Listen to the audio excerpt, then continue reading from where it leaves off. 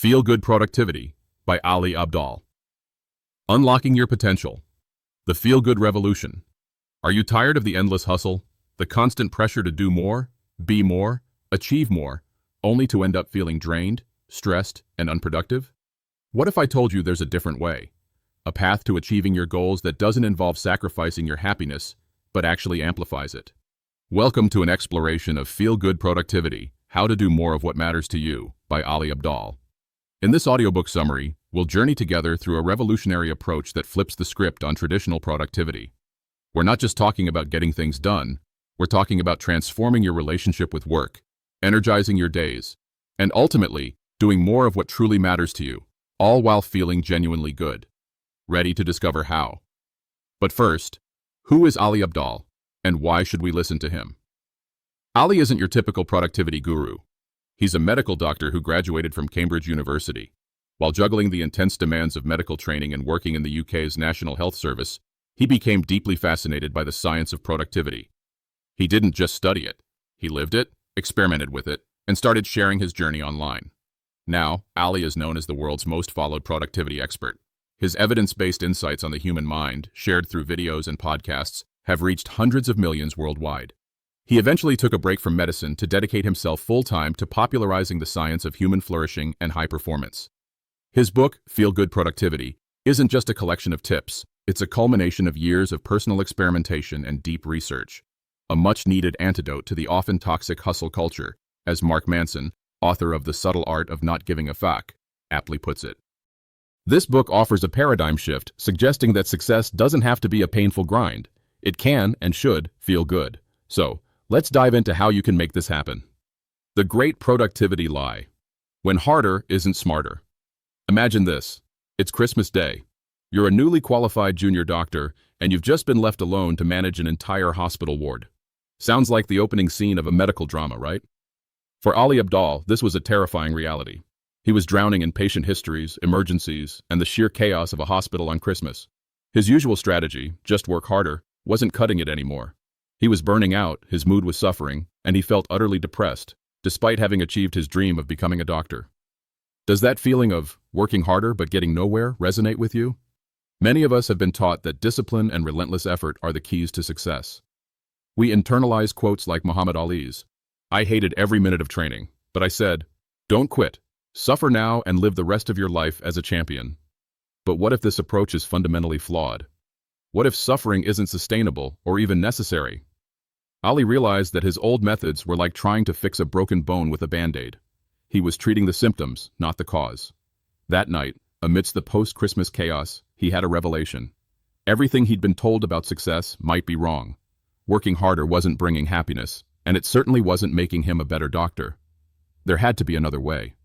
And that's the crucial turning point. He stumbled upon an approach that didn't hinge on exhausting hard work, but on understanding what made hard work feel better. An approach that focused on well-being first, using that to drive focus and motivation. He called it Feel Good Productivity. Interesting, isn't it? The science of feeling good. How happiness fuels success.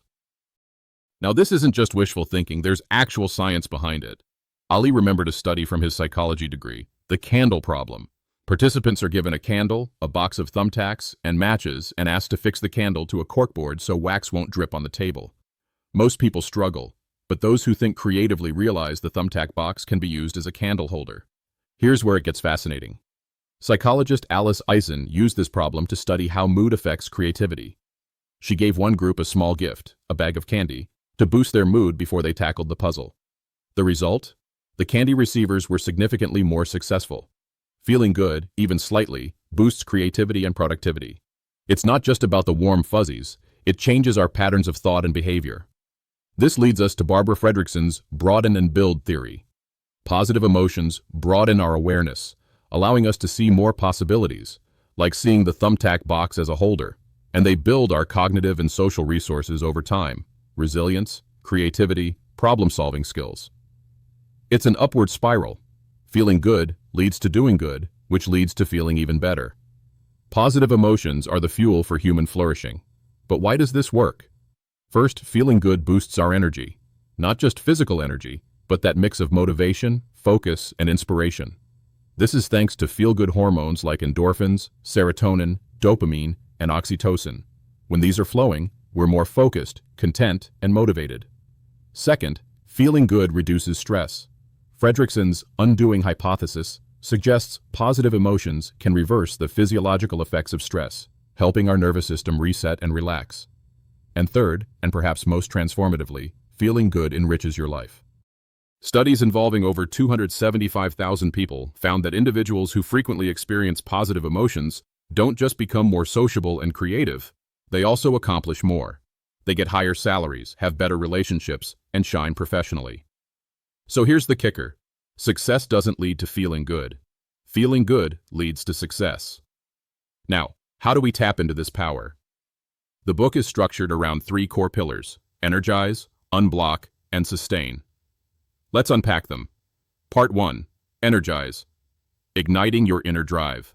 How do you light that fire within, even when you're feeling flat?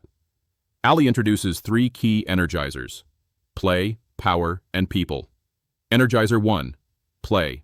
The seriousness of fun. Remember, Professor Richard Feynman, the Nobel Prize-winning physicist?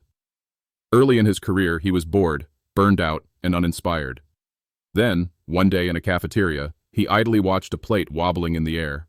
The Cornell logo on it seemed to wobble faster. It was a trivial observation, but it sparked something. He remembered how he used to enjoy physics. He played with it. He decided to play with physics again, just for the fun of it, without worrying about importance. That playful exploration of wobbling plates eventually led to his Nobel Prize-winning work on quantum electrodynamics. Play isn't just for kids. It's a psychological necessity that restores us when we're fatigued. It makes life fun. So, how do we bring play into our often serious adult lives? First, create an adventure. As kids, life is an adventure. As adults, that spirit often gets squeezed out. But research shows that new and varied experiences, even just taking a new route to work, are linked to increased happiness and excitement. One experiment here is to choose your character. Dr. Stuart Brown identified 8 play personalities like the collector, the competitor, the explorer, the creator, the storyteller, the joker, the director, and the kinesthete. Identify which resonates with you and embody that character in your tasks. If you're the storyteller, how can you frame a boring email as a narrative? Another is to embrace your curiosity. Curiosity literally makes our brains feel good by releasing dopamine, which also boosts learning and memory. Think of side quests in your day, small explorations driven by curiosity, like trying new software or working from a different location. Second, find the fun. Remember Mary Poppins. In every job that must be done, there is an element of fun. You find the fun and snap, the job's a game. Ali's experiment? The magic post-it note. He wrote, "What would this look like if it were fun?" and stuck it on his monitor. For him, studying biochemistry became fun with the Lord of the Rings soundtrack. Ask yourself this question for any task. Could you add music, friends, a treat at the end? Third, lower the stakes. Stress kills playfulness. One experiment is to reframe your failure. Engineer Mark Rober ran an experiment showing that penalizing failure, even with arbitrary points, made people give up sooner. What if failures were just data points? An internship you hated isn't a waste. It's data telling you what you don't want. No failure is just a failure. It's an invitation to try something new. Energizer 2. Power. Reclaiming your agency. Think about Netflix. Before it was a streaming giant, it was a struggling DVD rental company that Blockbuster's CEO literally laughed out of the room. How did Netflix transform? A key factor was its culture, spearheaded by Chief Talent Officer Patty McCord. She focused on freedom and responsibility, giving employees autonomy over their work. This sense of personal empowerment is our second energizer, power. It's not about controlling others, but feeling in control of your own life and decisions. How do we build this? First, boost your confidence. Confidence, or what psychologist Albert Bandura called self-efficacy, profoundly impacts performance. Believing you can is the first step to actually being able to. An experiment here is the confidence switch. When facing a daunting task, ask, what would it look like if I were really confident at this? Visualize it. Act as if. Ali used this as a walk-around magician, playing the part of a confident performer, even when terrified. Another is the social model method. Seeing people similar to you succeed, vicarious mastery, boosts your own belief that you can too. Consume content from role models, books, podcasts, videos. about their journeys and challenges. If they can, you can too. Second, level up your skills. Learning through doing, inactive mastery, builds control and confidence. Try the Shoshin approach, or beginner's mind. Approach tasks with the curiosity and openness of a beginner, free from preconceptions. This allows you to see things afresh and keep learning. And consider the protege effect. Teaching others helps you learn the material better yourself. Qui docet dicit, he who teaches learns. Offer to mentor or train someone, even if you're just one step ahead. Third, take ownership of your work. Self-determination theory distinguishes between extrinsic motivation, rewards, punishments, and intrinsic motivation, self-fulfillment, curiosity. Intrinsic motivation is far more powerful and is enhanced by autonomy, a sense of ownership. How? Own the process. Even if you can't control the what, you can often control the how. Remember Filet-O-Fish 1066, the Reddit user who automated his boring software testing job for 6 years? He owned the process. Also, own your mindset. Shift from, I have to do this, to I choose to do this, or I get to do this. This simple linguistic switch affirms autonomy and empowers you. Energizer 3. People, the power of connection.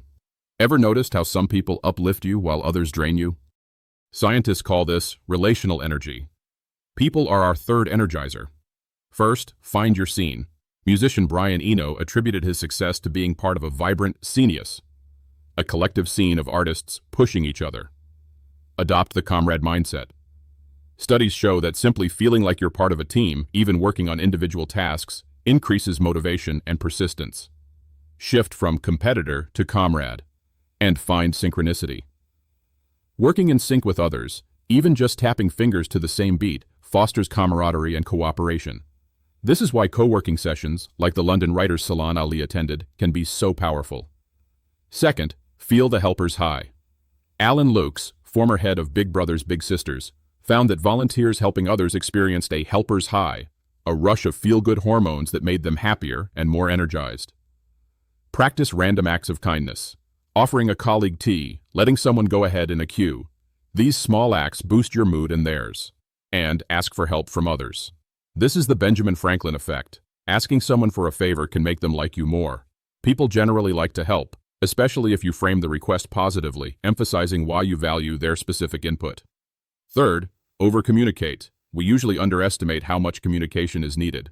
Over-communicate the good. Sharing good news and reacting enthusiastically to others' good news, active constructive responding, strengthens relationships and boosts happiness for everyone involved. Be a cheerleader, Charlie, not an envious Ethan. And over-communicate the not-so-good, but with radical candor, as Kim Scott suggests. This means caring personally while challenging directly. Focus on objective facts and tangible results, then collaboratively seek solutions. Part 2. Unblock, dissolving the barriers to action. Even with all this energy, what happens when you hit a wall of procrastination? Ali introduces the Unblock Method, focusing on understanding why we feel bad about work and tackling those root causes. It's not about more motivation or more discipline, it's about removing the pebbles in your shoe. The three main blockers are uncertainty, fear, and inertia. Blocker 1, uncertainty, clearing the fog with clarity. Ever feel like you're driving in a thick fog, unsure of the road ahead? That's uncertainty paralysis. It makes us overestimate stakes, become hyper-vigilant to threats, stop seeing safety cues, and ultimately avoid the task. How do we gain clarity? First, ask why.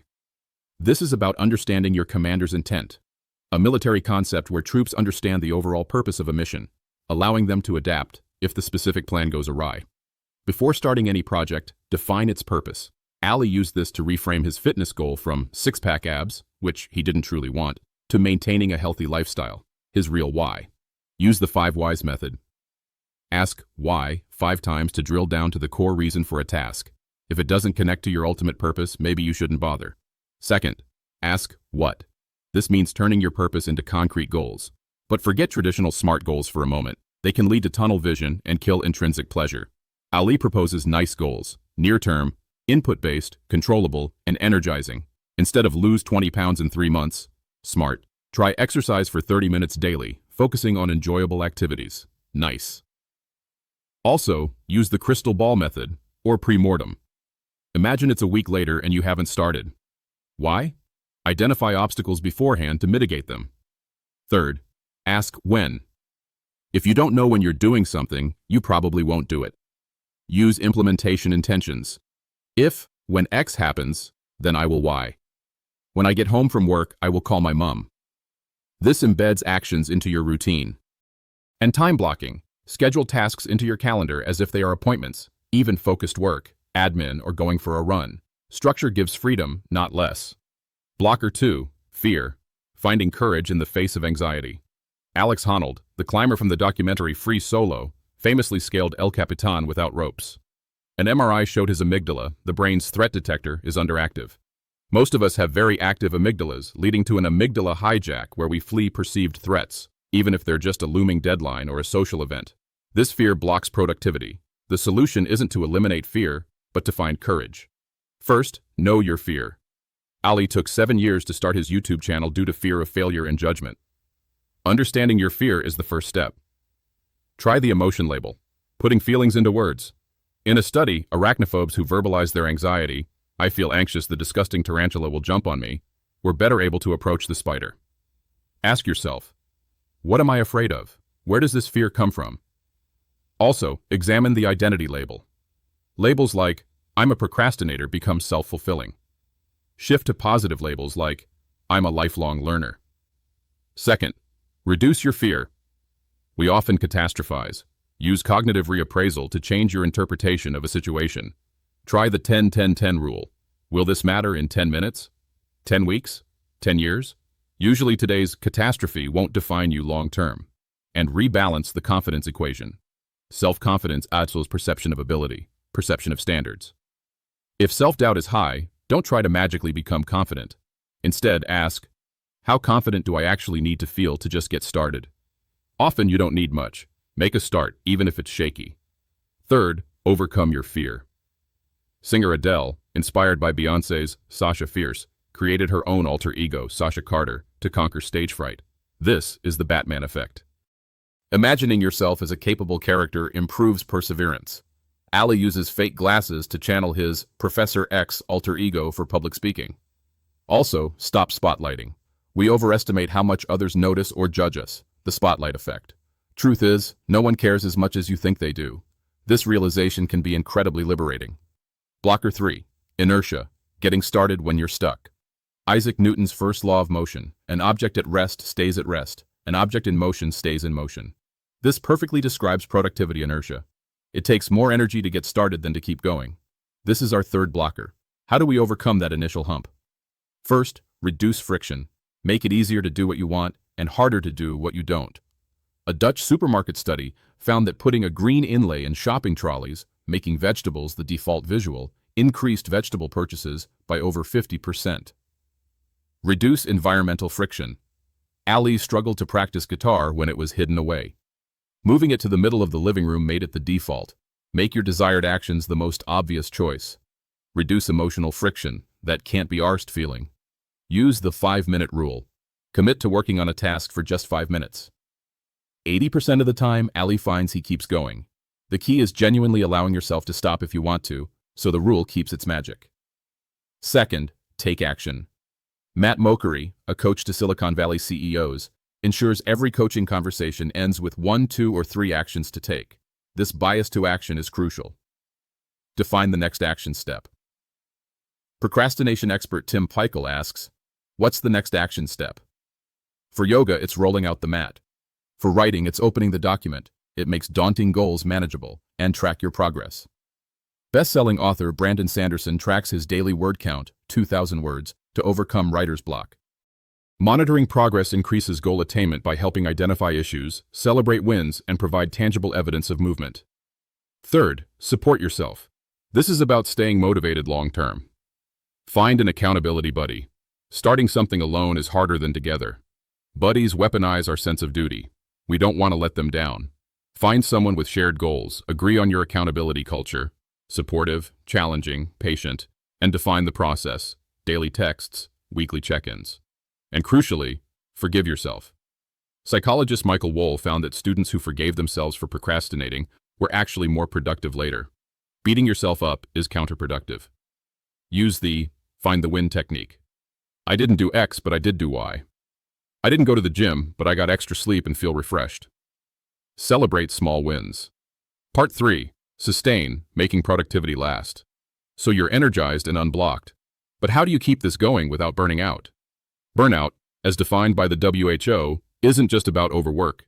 It's about energy depletion, cynicism, and reduced efficacy, regardless of hours worked.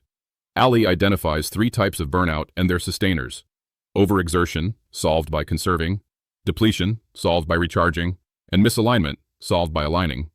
Sustainer 1. Conserve, avoiding overexertion. Burnout. Overexertion. Burnout comes from doing too much, too fast. Like LeBron James, who sprints when necessary but walks much of the time to conserve energy for a long career, we need to learn to do less to unlock more. First, do less. Steve Jobs said focus means saying no to 100 other good ideas. Resist overcommitment. Use the energy investment portfolio. List A for dreams, ambitions. List B for active investments, projects you're investing energy into this week, limited to a small number, like 3 to 5. This helps you realistically allocate your finite energy. Employ the power of no. Derek Sivers' rule: hell yeah or no. If it's not a resounding hell yeah, it's a no. Also, consider opportunity costs. Every yes is a no to something else. And beware Juliet Funt's 6-week trap. If you wouldn't say yes to something happening tomorrow, don't say yes to it happening in 6 weeks when your calendar looks empty. Second, resist distraction, but understand it. Multitasking has switching costs. However, too much focus on one task also depletes resources. The highest performers occasionally switch tasks but don't go overboard. The goal is mostly focused work with permission for slight, managed distraction. Add friction to undesirable distractions. Journalist David Lengel bought an old Nokia to curb his smartphone addiction. Uninstall social media apps, log out, or use tools that slow down access to make you reconsider if you really want to open them. And correct course. Don't fail with abandon, e.g., I wasted 5 minutes on social media, might as well waste 3 hours. If you get distracted, gently bring yourself back. Use the mantra, begin again. Third, break more. Productive people often master doing nothing. A study showed the most productive workers had a 52-minute work to 17-minute rest ratio.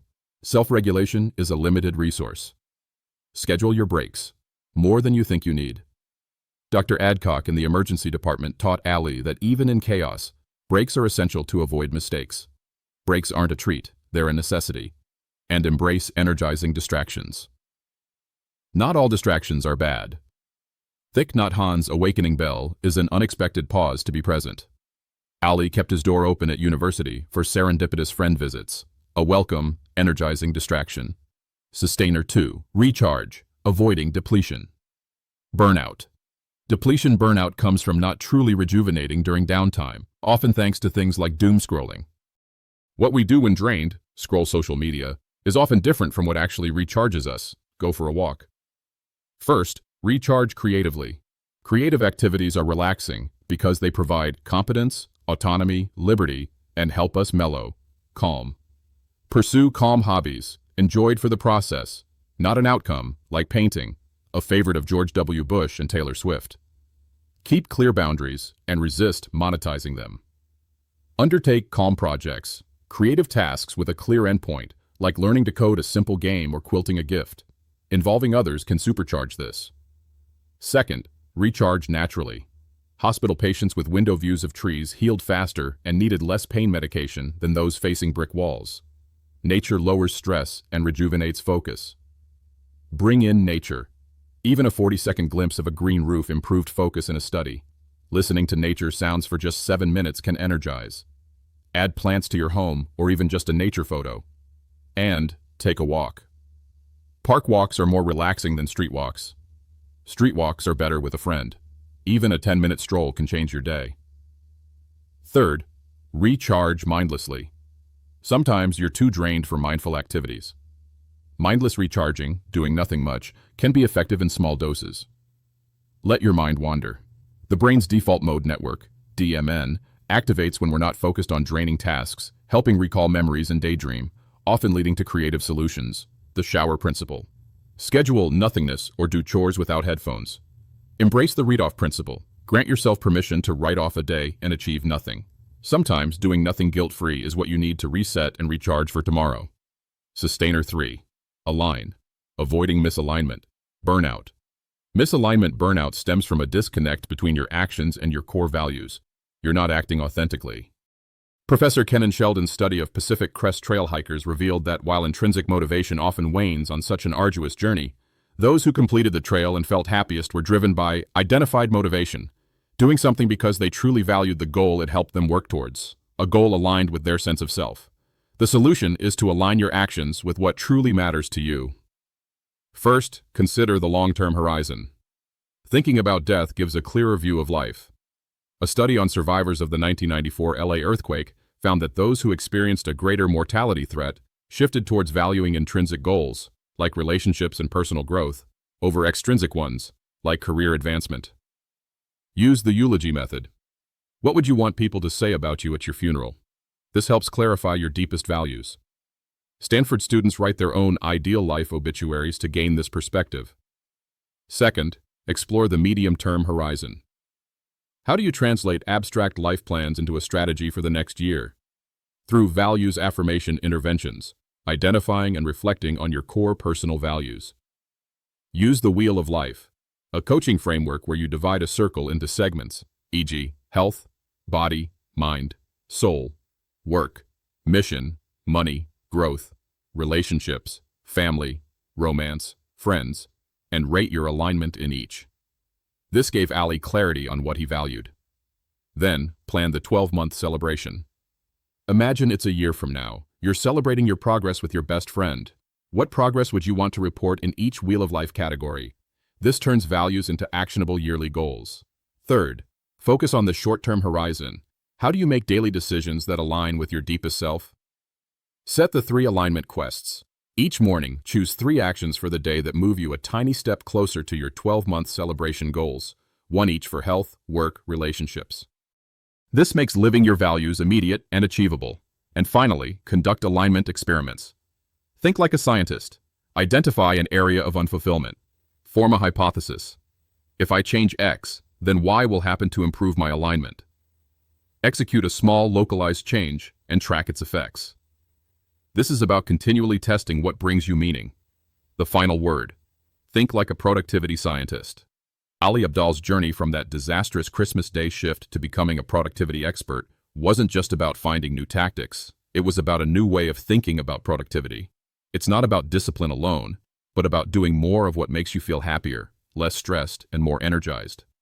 The real shift is learning to think like a productivity scientist. This book, this summary, offers dozens of experiments. Some will work for you, others won't, and that's perfectly okay. This isn't a rigid to-do list. It's a philosophy for creating your own personalized toolkit. So what are your key takeaways? We've learned that true productivity isn't about brute force, but about tapping into positive emotions, the power of play, personal power, and people. We've explored how to unblock ourselves by seeking clarity when faced with uncertainty, finding courage against fear, and simply getting started when inertia takes hold. And we've discovered how to sustain our efforts by conserving energy, recharging effectively, and aligning our actions with our deepest values. Now I have a few questions for you to see if you've understood the core of feel-good productivity. When you next feel overwhelmed by a task, which of the 3 energizers, play, power, or people, could you consciously try to integrate to make it feel better? Remember the Unblock Method and its 3 pillars: clarity, courage, and getting started. Which blocker, uncertainty, fear, or inertia do you find yourself battling most often? And what's one specific experiment from the book you're willing to try this week to overcome it? Thinking about sustainers who are conserve, recharge, and align, which of the 3 types of burnout, overexertion, depletion, or misalignment, do you feel most at risk of? And what's one small change you can make today to start addressing it? What was your biggest aha moment from this summary? And how might that insight change your approach to your work or personal projects starting tomorrow? Feel-good productivity is about strategically stumbling your way to what works, learning from failures, and celebrating successes. It's about transforming work from a drain into a source of energy. Don't just rote-learn your way to feel-good productivity. Experiment your way. Your journey to a more productive, joyful, and fulfilling life starts not with a grand plan, but with small, consistent experiments that help you feel good. So don't stop here. Continue your journey of growth. The adventure is just beginning.